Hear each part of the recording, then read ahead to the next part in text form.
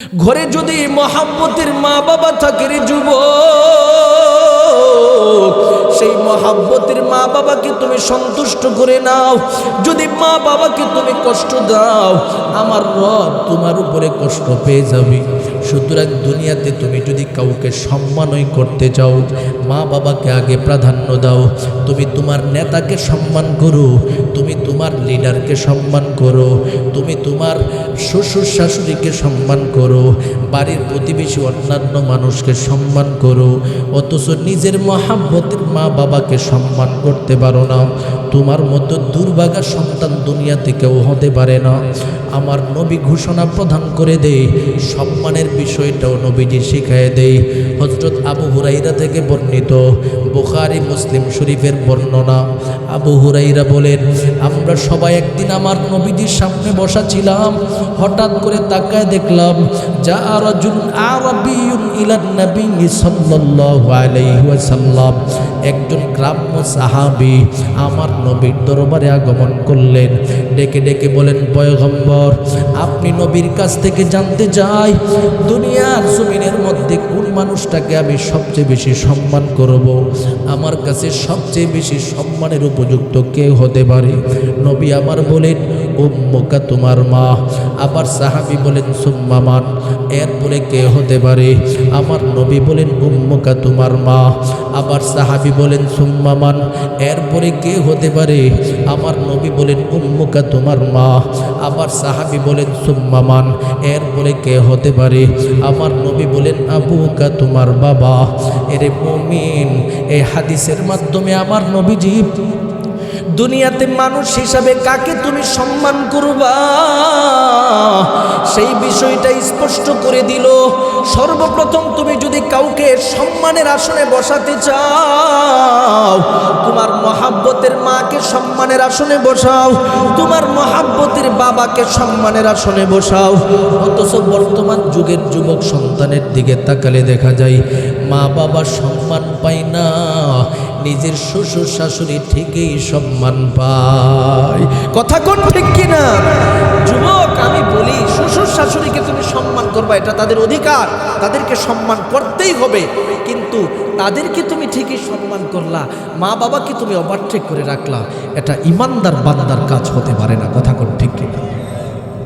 তুমি কি ভাবছো দুনিয়াতে কারো চেহারার দিকে তাকালে নবী এমন সুসংবাদ দেয় নাই যে অমুক ব্যক্তির চেহারার দিকে তাকালে হজ্জে বাইতুল্লাহর সওয়াব হবে?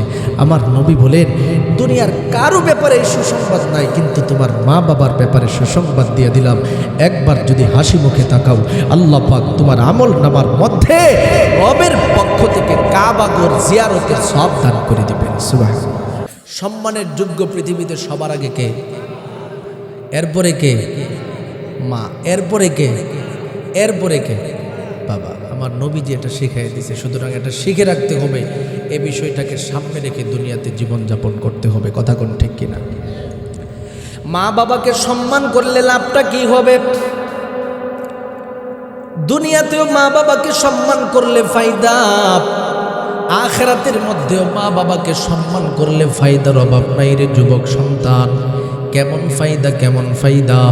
আল্লাহর নবীজি দুনিয়ার ব্যাপারে ঘোষণা প্রদান করে দেয়, দুনিয়াতে কোনো যুবক সন্তান যদি তার মা বাবাকে সম্মান দিতে পারে, মা বাবার কাছ থেকে দোয়া নিতে পারে, ওই যুবক সন্তান জন্য রবের পক্ষ থেকে সম্মানের রাস্তাটা সহজ করে দিবেন। তার যত সম্মান আছে সমস্ত মর্যাদা আল্লাহ পাক কুদরতিভাবে বাড়ায় দিবেন। যুবক, তুমি স্কুলে লেখাপড়া করতেছ, সেখানের মধ্যেও তোমাকে আল্লাহ পাক এমনভাবে লেখাপড়ার সুযোগ করে দিবেন, মা বাবার দোয়ার কারণে প্রতিটা পরীক্ষার মধ্যে ভালো রেজাল্ট। তুমি চাকরির পরীক্ষা দিবা, সেখানেও তুমি সফল। তুমি যেখানে ধরবা সেখানে তুমি সফল।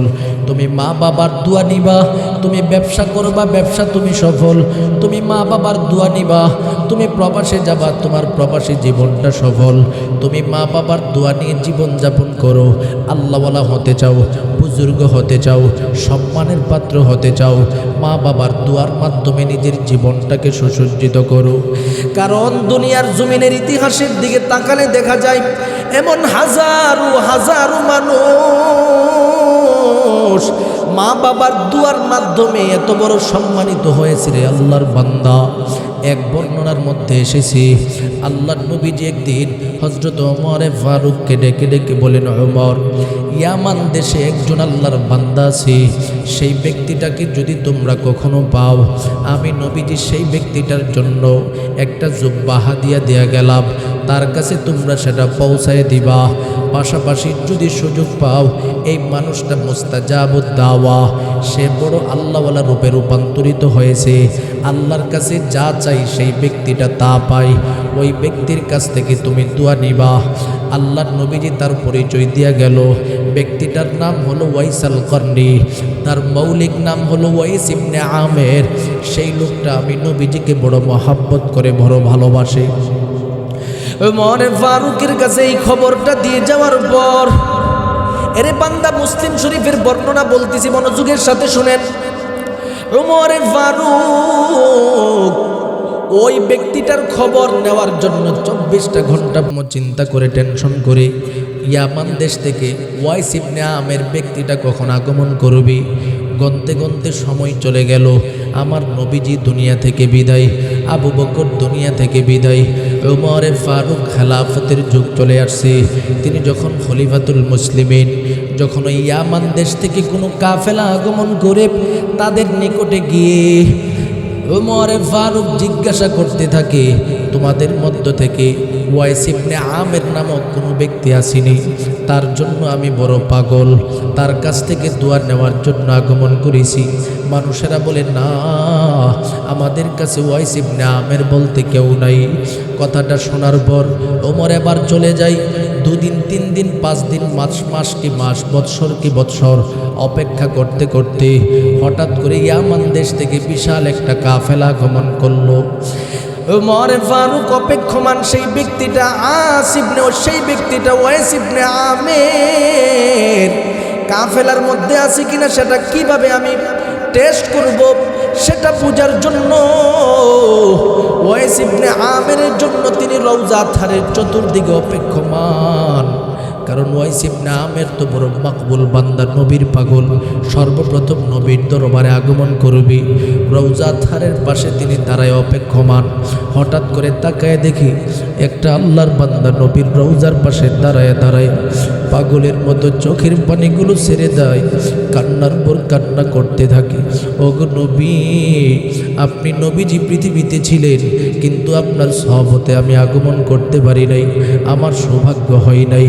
আপনি নবী আমাকে নিষেধ করেছেন আসার জন্য, তাই আসতে পারি নাই, তাই সাহাবী হওয়ার মতো সৌভাগ্য আমার হয় নাই। এই দুয়ার আওয়াজটা শোনার সাথে সাথে ওমর ফারুক পাগলের মতো উপস্থিত হয়ে যায়। ওমর ফারুক তার সম্মুখে দাঁড়ায় জিজ্ঞাসা করে, রে ভাই, তোমার নাম কি ওয়াইস ইবনে আমের নাকি? জবাবে বলে, অবশ্যই আমার নাম ওয়াইস ইবনে আমের। ওমর ফারুক কথাটা শোনার সাথে সাথে ওয়াইস ইবনে আমেরকে বুকের মধ্যে জড়ায়া ধরলো।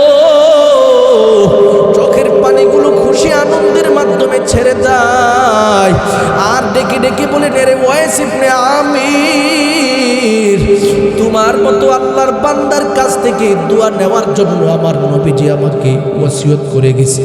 এরে ওয়াইস আল করনি, এই মুহূর্তে তোমার কাছ থেকে আমি দোয়া চাই, তুমি আমার জন্য দোয়া করো। এই কথা বলে তিনি তার হাতের মধ্যে যে জুব্বাটা আছে, আমার নবীর হাদিয়াকৃত জুব্বা, সেই জুব্বাটাকে তার হাতে দিয়া দেয় আর বলে দেয়, এরে ওয়াইস ইবনে আমের, এই মুহূর্তে তোমার কাছে আমি একটা প্রশ্ন করতে চাই। সেটা হলো, তুমি এত বড় সম্মানিত হলা কিভাবে? এত বড় মর্যাদা সম্পন্ন হলা কিভাবে? তুমি মুস্তাজাবুদ দাওয়ার অন্তর্ভুক্ত হয়ে গেলা। কথাটি শোনার সাথে সাথে ওয়াইস ইবনে আমের ডেকে ডেকে বলেন, ওগো পয়গম্বরের সাহাবী ওমর, আমি কিসের কবুল হলাম আমি তো বুঝতে পারি নাই। বলে, আল্লাহর নবীজি তোমাকে মুস্তাজাবুদ দাওয়া হিসাবে ঘোষণা প্রদান করেছে, কিভাবে তুমি এত বড় যোগ্যতা সম্পন্ন হলা? এবার ওয়াইস ইবনে আমের আমার নবীর সাহাবীর দিকে তাকায়া চোখের পানিগুলো টপ টপ করে ছেড়ে দিয়া কান্না ভরা আওয়াজে ডেকে ডেকে বলেন, রে ভাই ওমর, আমার মন বলে রহমাতুল লিল আলামিনের একটা নির্দেশ পালন করার কারণে আমাকে আল্লাহ পাক এমন মর্যাদা দান করেছেন। এরে ভাই, নির্দেশটা কি? বলে আমি আমার নবীর কাছে একটা চিঠি প্রেরণ করেছিলাম। কি চিঠি প্রেরণ করেছিলাম? আমি চিঠির মধ্যে লিখেছিলাম, ওগো আল্লাহর নবী, যে আমি তো আপনার জন্য বড় পাগল, আপনার সাথে সাক্ষাৎ করার জন্য আমি আগমন করতে চাই। আপনি যদি একটু অনুমতি দেন, আমার নবী অপর প্রান্তে লিপিবদ্ধ করে দে, এরে ওয়াইস ইবনে আমের, তুমি আমি নবীর সাথে সাক্ষাৎ করার কোনো প্রয়োজন নাই। আমি শুনছি তোমার মহাব্বতের মা নাকি বড় অসুস্থ। সে অসুস্থ মায়ের খেদমত করো। সে অসুস্থ মা যতদিন পর্যন্ত থাকবে তার কাছ থেকে দোয়া নাও। আমি নবীর নির্দেশ মানবা, মায়ের খেদমত করবা, আল্লাহ পাক তোমাকে চমকায় দিবে। ওয়াইস ইবনে আমের আমার নবীর নির্দেশ পালন করার জন্য মায়ের খেদমতের মাধ্যমে নিজের জীবন সাজায়, যার কারণে ইতিহাসের মাধ্যমে সাক্ষ্য প্রমাণিত হয় ওয়াইস ইবনে আমের মায়ের অসুস্থ মায়ের একমাত্র দুয়ার কারণে আল্লাহ পাক তার সম্মানকে এত বাড়ায় দিল।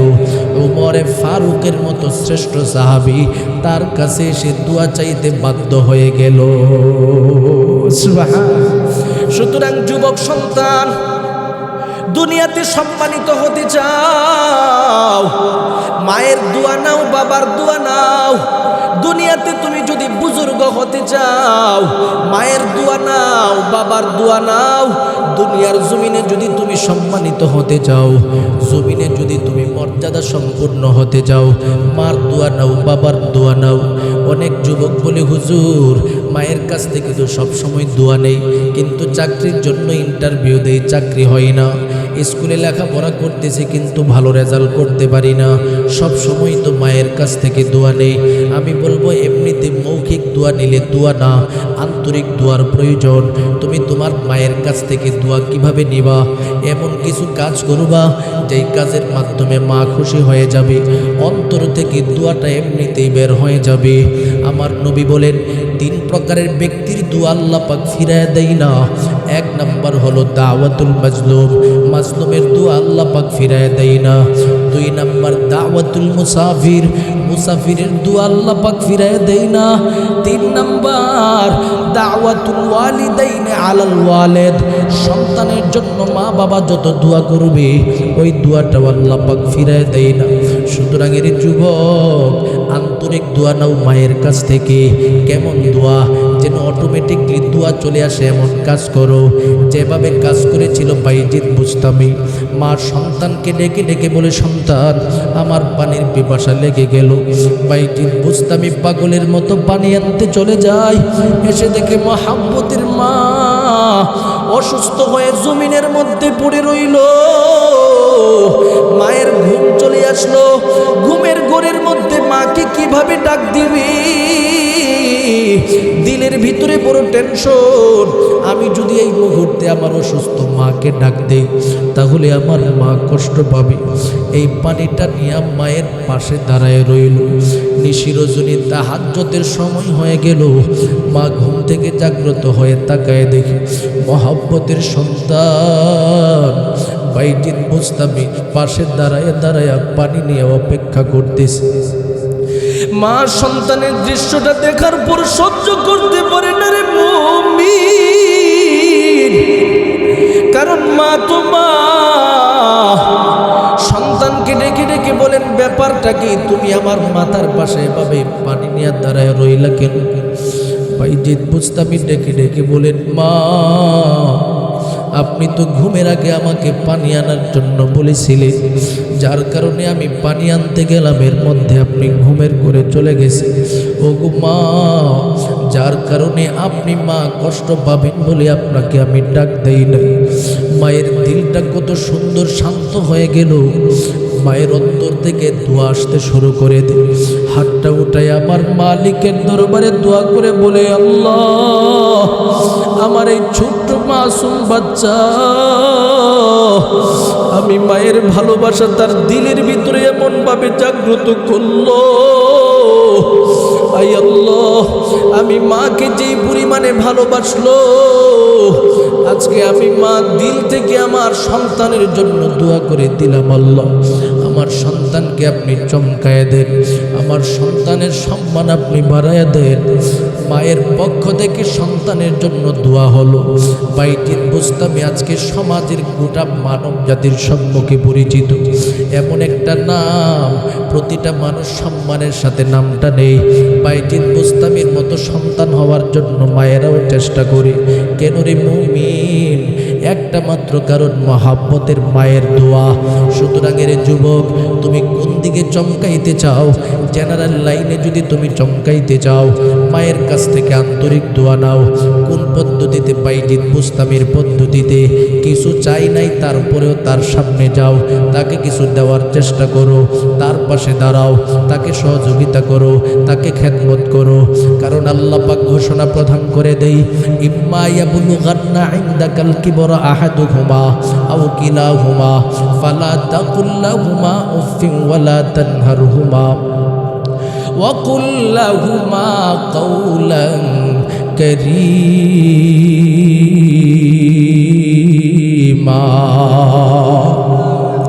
আল্লাহ পাক ঘোষণা প্রদান করে দেই, বান্দা তুমি তোমার মা বাবার সাথে কেমন ব্যবহার করবা? তোমার মা বাবা যদি বৃদ্ধ হয়ে যায়, তোমার মা বাবা যদি বৃদ্ধা হয়ে যায়, তাদের সাথে প্রাথমিক ব্যবহার পদ্ধতি হলো, তাদের সাথে প্রথম আচরণের পদ্ধতি হলো ফালা তাকুল লাহুমা উফ, দুঃখ সূচক কোনো শব্দ উপস্থাপন করবা না। 2 নাম্বার হলো ওয়ালা তানহারহুমা, তাদের অবাধ্য হবে না। তারা যেভাবে বলবে তোমাদের জীবন সেভাবে পরিচালনা করবা। তবে আর একটা কথা বলে দেই, মা বাবা যদি শরীয়ত বিরোধী কাজ করার জন্য বলে, যেমন তুমি নামাজ পড়ো না, মা বাবাও বলে নামাজ পড়ার প্রয়োজন নাই, রোজা রাখার প্রয়োজন নাই, শরীরটা শুকায় যাবে, অথবা মাজারে যাও, বাবার দরবারে গিয়া সেজদা দাও, আমিও বাবাকে ডাকি বাবা, তুমিও সেই পীর সাহেবকে বাবা বলো, বাবার পায়ে কদম বসি করো, এই শিক্ষা যদি মা দিতে চাই, সন্তান কখনো গ্রহণ করবে না। কারণ আমার নবী বলেন, লা তুআতা লি মাখলুকিন ফি মাসিয়াতিল খালিক, পৃথিবীতে খালেকের অবাধ্য হবে এই জাতীয় কথা যদি কোনো মাখলুক নির্দেশ দেয়, মা বাবা নির্দেশ দেয়, উস্তাদরা নির্দেশ দেয়, সেটা পালন করা সন্তানের জন্য বাধ্য নয়। সুতরাং দুনিয়াতে যতদিন থাকবো, শরীয়তের গণ্ডির ভিতরে আপনার মা বাবা যা বলবে প্রতিটা কথা শোনা আপনি বাধ্য। শুধু তার মধ্যেই সীমাবদ্ধ নয়, এরপরে আল্লাহ বলেন ওয়াকুল লাহুমা কাওলান কারীমা, তোমার মা বাবার সাথে তুমি কথা বলবা, পরিপূর্ণ সম্মানের সাথে তুমি কথা বলো। যেভাবে তারা সম্মান মনে করে সেভাবে তাদের সাথে সম্মানসূচক বক্তব্য দাও, সম্মানসূচক কথা বলো। এই পদ্ধতিতে যদি চলতে পারো, আমার নবী বলেন উমা জান্নাতুকা ওয়া নারুকা, তারা দুজন তোমার জান্নাত হয়ে যাবে, তারা দুজন তোমার জাহান্নাম হয়ে যাবে। তুমি যদি জান্নাত পেতে চাও, তাদেরকে পরিপূর্ণভাবে মানো, তাদেরকে অনুসরণ করো, তাদেরকে ভালোবাসো, তাদেরকে সম্মান করো। ক্বালা রাসূলুল্লাহ সাল্লাল্লাহু আলাইহি ওয়াসাল্লাম আল জান্নাতু তাহতা আকদামিল উম্মাহাত, সেই মা বাবার পদতলে হলো তোমার জান্নাত। এরে যুবক সন্তান, সেই মা বাবার কদম থেকে যদি তুমি জান্নাতটাকে কুড়িয়ে আনতে চাও, মহাব্বতের মা বাবাকে সন্তুষ্ট করো, তাদেরকে ভালোবাসো। শান্তি যদি পৃথিবীতে পেতে চাও, তাদের সাথে ভালো আচরণ করে দোয়া নাও, দুয়ার মাধ্যমে অটোমেটিকলি শান্তি আসবে। এই জন্য আল্লাহ পাক ঘোষণা প্রদান করে দেয়, এরে মুমিন ওয়াবিল ওয়ালিদাইনি ইহসানা, মা বাবাকে তুমি সম্মান করো, মা বাবার সাথে সদ আচরণ করো দুনিয়াতে যতদিন পর্যন্ত থাকবে। এবার অনেকে বলবেন হুজুর, দুনিয়াতে বাবা ছিল মা ছিল, আজকে সেই বাবা নাই মা নাই, কি করা যায়? এখন কি কোনো পদ্ধতি আছে মহাব্বতের মা বাবাকে স্মরণ করার? আমি বলবো অবশ্যই আছে। আমার নবী ঘোষণা প্রদান করে দেয়, দুনিয়া থেকে কেউ যখন বিদায় হয়ে যায়, ইযা মাতা বানি আদম ইনকাতা আনহু আমালুহু ইল্লা মিন সালাস, মিন সাদকাতিন জারিয়া আও ইলমিন ইয়ানতাফিউ বিহি আও ওয়ালাদিন সালিহিন ইয়াদউ লাহু। আমার নবী বলেন, দুনিয়া থেকে মানুষ যখন বিদায় হয়ে যায়, তার যত আমলের দরওয়াজা আছে সব সব কিছু বন্ধ হয়ে যায়, তবে তিনটা রাস্তা খোলা থাকে। এক নাম্বার হলো সাদকায়ে জারিয়া, মসজিদ মাদ্রাসা এলাকায় জনকল্যাণমূলক কাজ কেউ যদি করে দিয়ে যেতে পারে, যতদিন সেই প্রতিষ্ঠানগুলো থাকবে কবরে নেকের ভান্ডার যাবে। দুই নাম্বার আউ ইলমিন ইয়ানতাফিউ বিহি, এমন একটা ইলম রেখে দিয়া গেল যে ইলমটা তার জন্য ফায়দা এনে দিবে। ছাত্র রেখে দিয়া গেছে, কোরআন শেখায় গেল, কায়দা পড়ায় শেখায় গেল, দিন শিক্ষা দিয়া গেল। ছাত্রটা যতদিন থাকবে উস্তাদের কবরে ততদিন সওয়াব যাবে। তিন নম্বরে আমার নবী বলেন আউওয়ালাদিন সালিহিন ইয়াদউ লাহু, দুনিয়াতে যদি কোনো মুমিন নেককার কোনো একটা সন্তান রেখে দিয়ে যেতে পারে, সন্তানটা যতদিন পৃথিবীতে থাকবে মায়ের জন্য বাবার জন্য যত দোয়া করবে, প্রতিটা দুয়ার সওয়াব মা বাবার কবরে ধারাবাহিকভাবে যেতে থাকবে। কিভাবে সওয়াবটা যায় তার একটা উদাহরণ দিলে বুঝতে পারবেন। শাইখুল হাদিস জাকারিয়া রাহমাতুল্লাহি আলাইহি তিনি একটা ঘটনা উপস্থাপন করেছেন। সেটা হলো, একজন বড় বুজুর্গ মানুষ ছিলেন, তার অভ্যাস ছিল যখন ওই কবরস্থান পাইতো কবরের পাশে দাঁড়ায়া দাঁড়ায়া তিনি জিয়ারত করতেন এবং কবরের পাশে দাঁড়ায় আল্লাহর কাছে বলতেন, আল্লাহ আমি অমুক অমুক সূরা পড়লাম, বরকতপূর্ণ সূরা, এই সবগুলোর হাদিয়াকে একত্রিত করে সমস্ত কবরবাসীর কবরের মধ্যে পৌঁছায় দেন। সুবহানাল্লাহ। এভাবে তার অভ্যাস ছিল সবসময় দোয়া করা। একদিনের ঘটনার দিকে তাকালে দেখা যায় ওই আল্লাহর বান্দা মুহাব্বতের গোলাম কবরের পাশে দাঁড়ায় দাঁড়ায় আল্লাহর কালাম থেকে সূরা ফাতিহা একবার পাঠ করলেন, সূরা ইখলাস 3 বার পাঠ করলেন, দরুদ শরীফ পাঠ করলেন। আমার নবী বলেন, কেউ যদি সূরা ইখলাস 3 বার পাঠ করে তার আমল নামার মধ্যে 1 খতম কোরআনের সওয়াব দান করে দেওয়া হয়। এরপরে আল্লাহর বান্দাটা সূরা জিলজাল পাঠ করলেন 2 বার।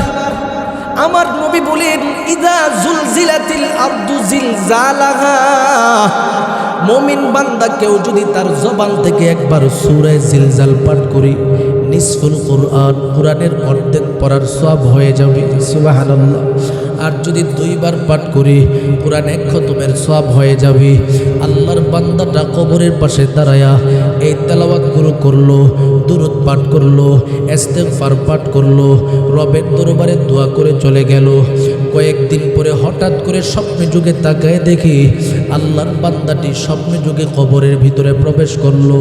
কবরটা যেন বিশাল বড় একটা বিল্ডিংয়ের মতো হয়ে গেল। বিশাল বড় বিল্ডিং, হাজার হাজার মানুষের সমাগম দেখা যায়। সেটার ভিতরে শত শত হাজার হাজার মানুষ একটা সিরিয়ালের মধ্যে দাঁড়ায়া কিসের জন্য যেন অপেক্ষা করতেছি। আল্লাহর ওলি কদম কদম হাঁটতে হাঁটতে চলতে চলতে সেই সমস্ত সিরিয়ালরত মানুষের সম্মুখে উপস্থিত হয়ে যায়। ডেকে ডেকে বলেন, এরি আল্লাহর বান্দাদের দল, ব্যাপারটা কি তোমরা সিরিয়ালের মধ্যে দাঁড়ায় দাঁড়ায় কিসের জন্য অপেক্ষা করতেছো? আল্লাহর ওলির দিকে তাকায় বলে, আমরা নেকের জন্য অপেক্ষা করতেছি। তিনি কদম কদম হেঁটে হেঁটে সামনে গিয়া দেখি একজন মানুষ সমস্ত কবরবাসীদেরকে নেক আমল বন্টন করে দেয়। আল্লাহর ওলি সেই দৃশ্যটা দেখার সাথে সাথে বলতেছে, ব্যাপারটা কি? নেক আমলগুলো কোথায় থেকে আগমন করলো?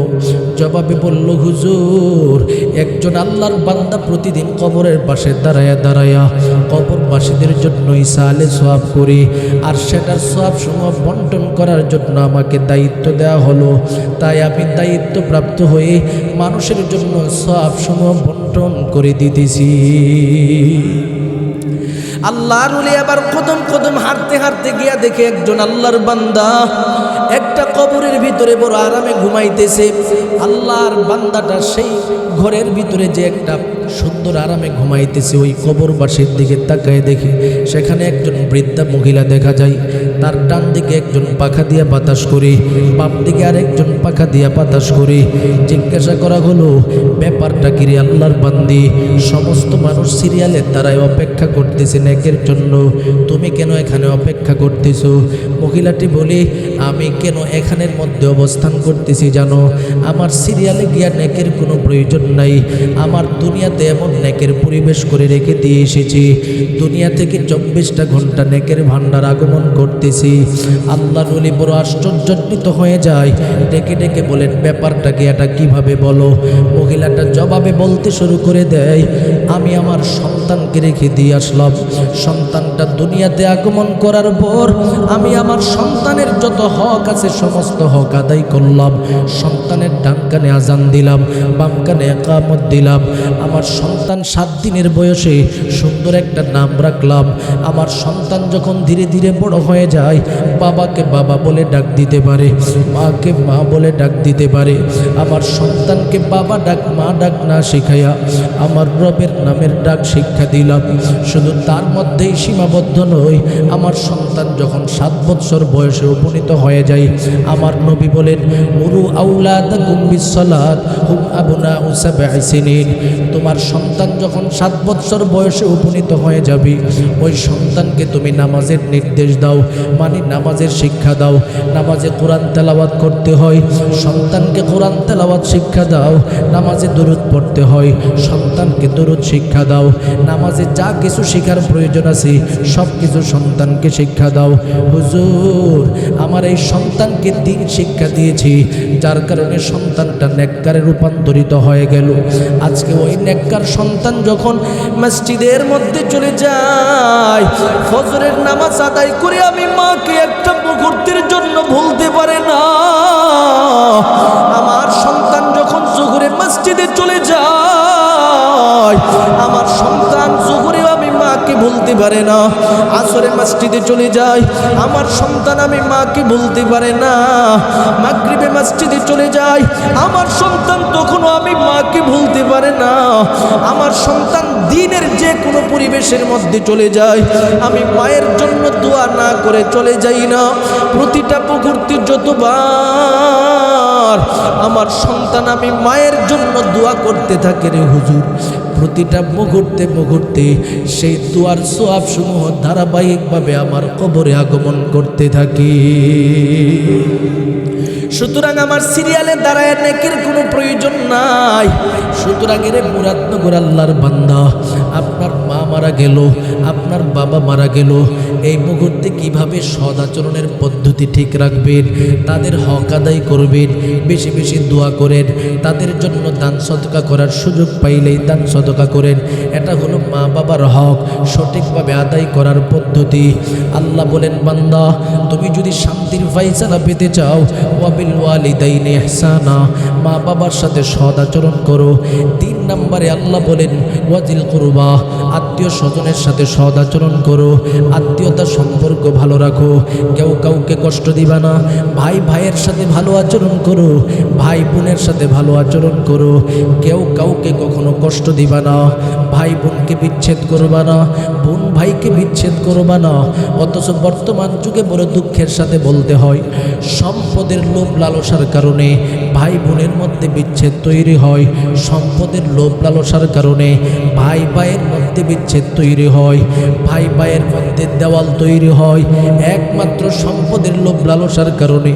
অথচ এর মুমিন, দুনিয়া থেকে যখন বিদায় হয়ে যাব, যেই সম্পদের কারণে ভাইকে ছেড়ে দিলা, যেই সম্পদের কারণে বোন ছেড়ে দিলা, এই সম্পদ কিন্তু তোমার সাথে যাবে না।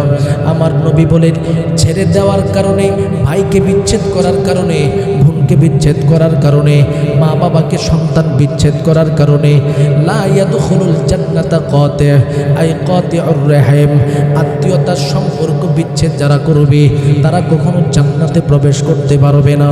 সুতরাং নিজের জীবনটাকে আত্মীয়তার সম্পর্কের সাথে পরিচালনা করব, কেউ কাউকে কখনো কষ্ট দিব না।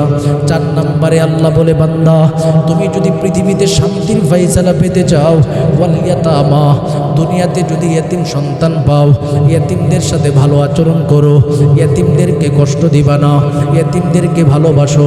অথচ বড় দুঃখের সাথে বলতে হয়, এই যুগের মধ্যে ইয়েতিম সন্তানদের সম্পদের লালসা দিলের ভিতরে রাখিয়া ইয়েতিমদের সম্পদ অন্যায়ভাবে বক্ষণ কারণেওয়ালা ব্যক্তির অভাব নাই। কথা কোন ঠিক কিনা? দুনিয়াতে বর্তমানে এই যুগটা এমন হয়, এতিম সন্তান যদি চাচার কাছে এতিম লালিত পালিত হয়, সেই চাচা 24টা ঘন্টা টেনশনে থাকে এতিমের সম্পদ কীভাবে অন্যায়ভাবে বক্ষণ করবে, কথা কর ঠিক কিনা। মামার কাছে যদি লালিত পালিত হয়, চিন্তা করে ভাইগনার সম্পদ কিভাবে আমার নামে নেওয়া যায়। ছোট সময়ে এই ছোট বাচ্চা এতিম সন্তানের সম্পদগুলোকে অন্যায়ভাবে নিয়ে বক্ষণ করে নিজের জীবন পরিচালনা করতেছো।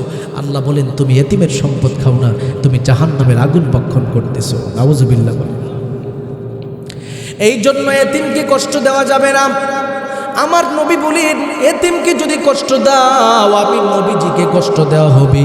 কেন আমি নবীজিকে কষ্ট দেওয়া হবে? আল্লাহর নবী বলেন পৃথিবীতে সবচেয়ে থেকে বড় এতিম হলাম আমি। এরে মুমিন কেমন এতিম? যেই নবীজির বাবাও নাই মাও নাই, যেই নবীজির বাবা মা দুনিয়া থেকে বিদায়, যেই নবীজির দাদাও দুনিয়া থেকে বিদায়। আমার নবীজির এতিম হওয়ার ঘটনা যদি দুনিয়াতে উপস্থাপন করা হয়, প্রতিটা মানুষ অন্তর খুলে দিল খুলে চোখের পানি ছেড়ে দিয়া কান্না করে। আর এটাই ঈমানের দাবি।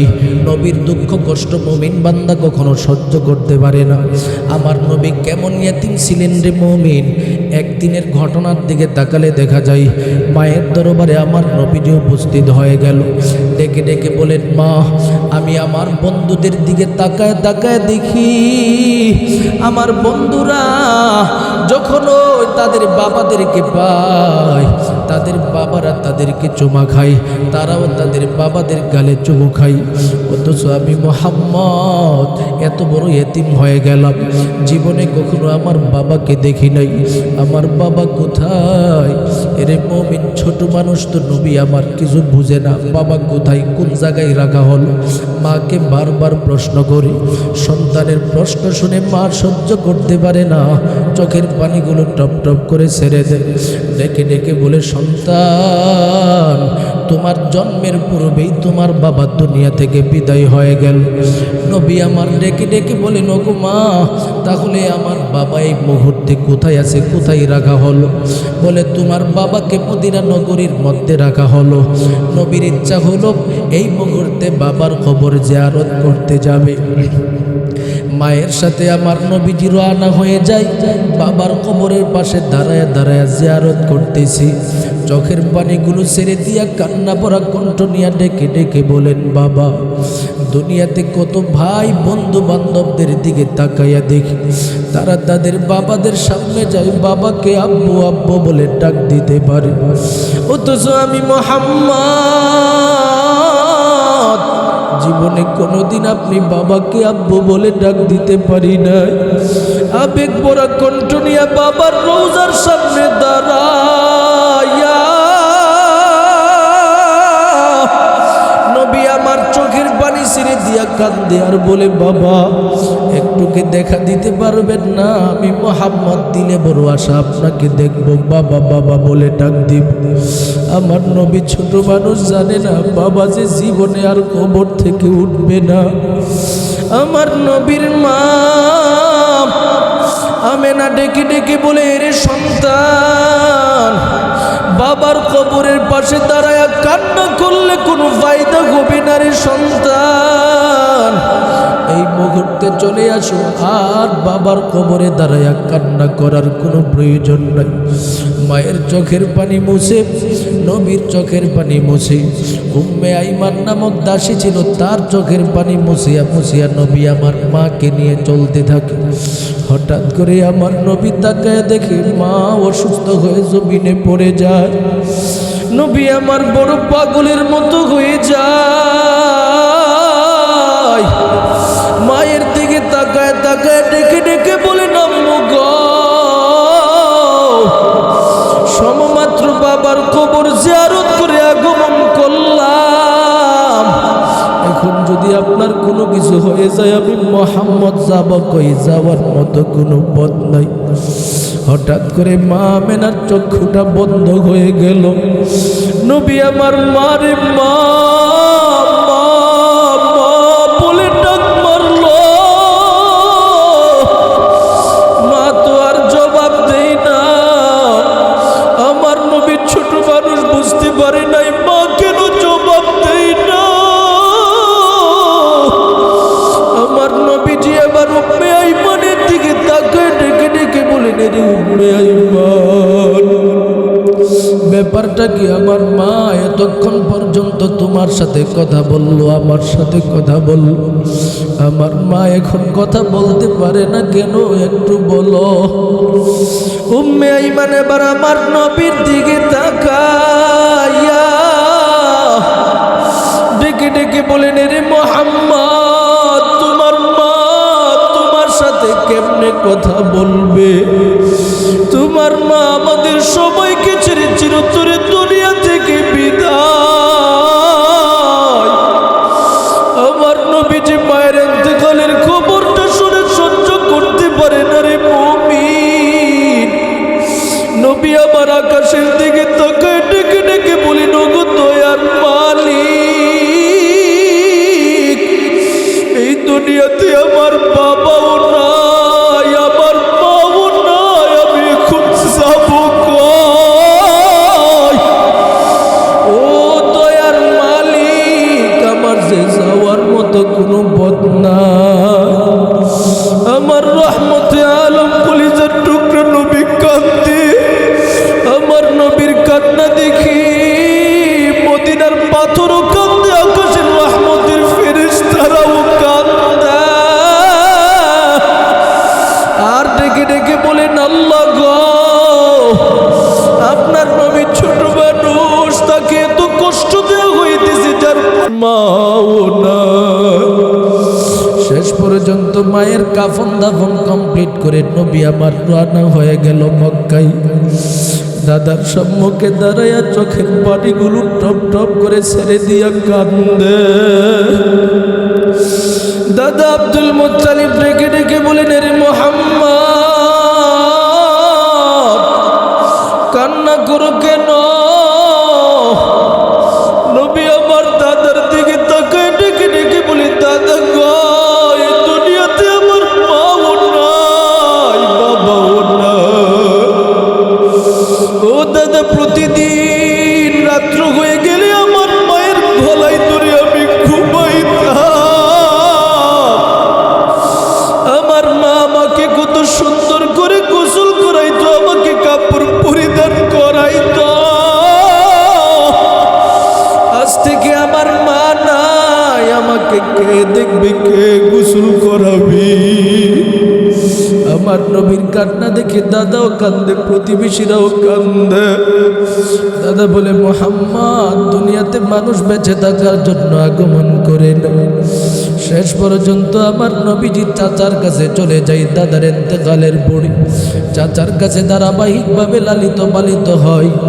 এই জন্য নবী আমার সবসময় মানুষের সম্মুখে ঘোষণা দিয়ে বলতো, এর ইমানদারের দলেরা, দুনিয়াতে যতদিন পর্যন্ত থাকবা, মুমিন বান্দা যদি হয়ে থাকো, আমি নবীর আদর্শের উম্মত যদি হয়ে থাকো, জীবনে কখনো কোনো এতিম সন্তানদেরকে কষ্ট দিবা না।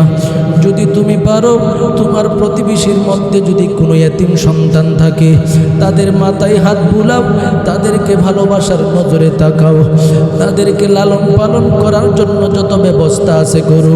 আমার নবী বলেন, দুনিয়াতে কেউ যদি এতিম সন্তানকে লালন পালন করতে পারে, قال رسول الله صلى الله عليه وسلم انا وكافل اليتيم في الجنه هكذا। আমি নবী এবং এতিম সন্তানকে লালন পালনকারী যারা আছে, দুইটা আঙ্গুল যেভাবে বসবাস করে, আমি নবীর সাথে তারা সেভাবে বসবাস করবে। সুতরাং এতিমদেরকে লালন করব, ভালোবাসবো, তাদেরকে কষ্ট দিব না। এটা হলো আমার রবের পক্ষ থেকে 4 নম্বরের বিধান। 5 নম্বরে আল্লাহ বলেন, ওয়াল ইয়াতামা ওয়াল মাসাকিন, মুমিন বান্দা মিসকিনদেরকে কষ্ট দিবা না, মিসকিনদের ব্যাপারে ভালোবাসার নজরে তাকাইবা। মিসকিনরা যদি কোনো কিছু চায়, তাদের পাশে দাঁড়াইবা, তাদেরকে সাহায্য করবা, সহযোগিতা করবা, ধমকি দিবা না, কখনো তারা কষ্ট পাকে এই সমস্ত ব্যবহার করবা না। 6 নম্বরে আল্লাহ বলেন, ওয়াকুলু লিন্নাসি হুসনা, সামাজিকভাবে মানুষ যতদিন পর্যন্ত বসবাস করবা, একে অপরের সাথে সুন্দর ভাষায় কথা বলবা, কেউ কাউকে কষ্টদায়ক কোনো শব্দ উপস্থাপন করে কষ্ট দিবা না। সমাজে যতদিন থাকবা, মুসলমান হিসাবে জবান জবানকে কন্ট্রোল রাখবা। কারণ আমার নবী বলেন, আল মুসলিমু মান সালিমাল মুসলিমুনা মিন লিসানিহি ওয়া ইয়াদিহি। মুসলমান সন্তান তো ওই ব্যক্তি যার জবান থেকে অপর ভাই নিরাপদ, যার হাত থেকে অপর ভাই নিরাপদ। সুতরাং দুনিয়াতে যতদিন পর্যন্ত থাকবো জবান হেফাজত করব, গালাগালি করে ঝগড়া তৈরি করব না, হাতের মাধ্যমে আঘাত করে ঝগড়া তৈরি করব না। এটা হলো রবের পক্ষ থেকে 6 নম্বরের বিধান। 7 নম্বরে রবের পক্ষ থেকে ঘোষণা, এরে মুমিন বান্দা, তুমি যদি দুনিয়াতে শান্তির ফায়সালা পেতে যাও, ওয়া আকিমুস সালাহ, নামাজ কায়েম করো, নিজেও নামাজ পড়ো, অপর ভাইকে নামাজের দিকে ডাকো, নিজে নামাজ পড়ো, ফ্যামিলির সদস্যদেরকে নামাজের দিকে ডাকো, নিজে নামাজ পড়ো, ফ্যামিলির সন্তানদেরকে নামাজের দিকে ডাকো, বিবির নামাজের দিকে ডাকো। এরপরে রবের পক্ষ থেকে 8 নম্বরের বিধান বর্ণনা করা হয়, ওয়াতুজ যাকাত, মুমিন পরিপূর্ণভাবে যাকাত আদায় করো। অর্থনৈতিক স্বাবলম্বিতা তুমি আসো, 1 বছর পরে পরে সম্পদগুলোকে হিসাব করো। হিসাব করার পরে দেখবা নেশাব পরিমাণ মালের মালিকানা আসছে কিনা। তাহলে জাকাতগুলো শতকরা 2.5 টাকা করে আল্লাহর দ্বীনের জন্য দান করে সদকা করো। এভাবে জাকাতের মাধ্যমে জীবন চালাও, নামাজের মাধ্যমে জীবন চালাও, মানুষের সাথে ভালো আচরণ করো। 4 নম্বর আল্লাহ পাক বলেন, বান্দা 4 নম্বরে তুমি মিসকিনের সাথে ভালো আচরণ করো, 5 নম্বরে ইয়েতিমের সাথে সৎ আচরণ করো, 6 নম্বরে দুনিয়াতে যতদিন থাকবা আত্মীয় স্বজন পাড়া প্রতিবেশী যারা আছে তাদের সাথে ভালো আচরণ করবা, মা বাবার সাথে সৎ আচরণ করবা। এরপরে রবের পক্ষ থেকে ঘোষণা প্রদান করা হলো আলাদাভাবে, 7 নম্বর হলো মা বাবাকে কখনো কষ্ট দিবা না। 8 নম্বরে আল্লাহ বলে, বান্দা দুনিয়াতে যতদিন পর্যন্ত থাকবা আমি রবের সাথে কাউকে শরীক করবা না, ইবাদত করবা শুধুমাত্র আমি আল্লাহর। এমন 8টা বিধানের ভিত্তিতে যদি তোমার জীবন তুমি পরিচালনা করতে পারো, আমি আল্লাহ ঘোষণা প্রদান করে দিলাম, তোমার ব্যক্তিগত জীবন থেকে নিয়ে ফ্যামিলিগত জীবন পর্যন্ত গোটা জীবনের শান্তির ফায়সালা করে দিব। সুবহানাল্লাহ।